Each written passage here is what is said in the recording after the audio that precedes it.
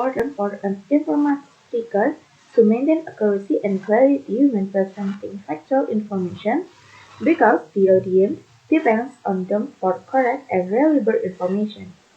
Clear, well-explained facts help build trust and prevent misunderstanding. Without clarity, even correct information can lose its impact.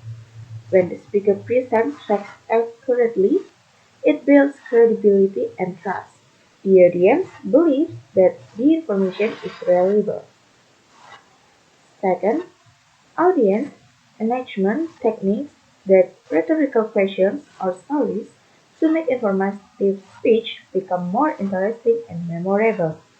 Rhetorical questions encourage the audience to think and reflect, making them mentally involved in the topic. Meanwhile, stories help to humanize information, turning facts into relatable experiences. Third, informative speech is to educate the audience by providing facts, explanations, or knowledge about a topic. Its purpose is to help listeners understand something new. The structure usually follows a logical and clear organization: introduction, explanation, and conclusion, while the delivery is natural and focused on clarity. Persuasive speech is to convince the audience to accept the speaker's point of view or perform a desired action. The structure often includes arguments, supporting evidence, and a call to action. The delivery is usually more passionate and expressive to motivate the listener. In short, informative speech teaches while persuasive speech confidence. 4. There are three: ethos, pathos, and logos. Ethos is the speaker's credibility. An effective speaker proves to audience they're an expert on the topic and deserve the audience's attention. Pathos is the speaker's ability to appeal to the audience's emotions. The speaker uses feelings such as compassion or fear to connect with and persuade their listeners. And last, logos is the speaker's ability to use logic and reasoning to convince the audience. These examples and supporting evidence to make their argument and prove to the audience why it's true.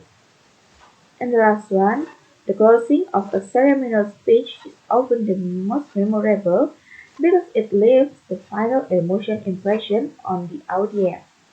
People tend to remember the last word they hear, so an impactful closing can inspire, motivate, and more them deeply. Techniques that make it powerful include using emotional language, repetition of key ideas, imagery, and sometimes a quote or call to reflection.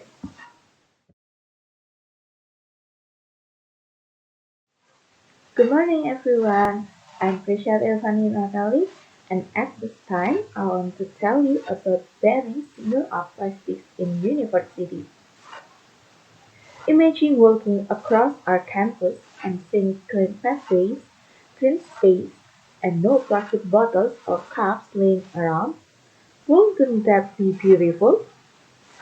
But right now, our campus, like many others, produces a huge amount of plastic waste every single day, and most of it comes from things we use only once, like plastic cups, straws, and packaging.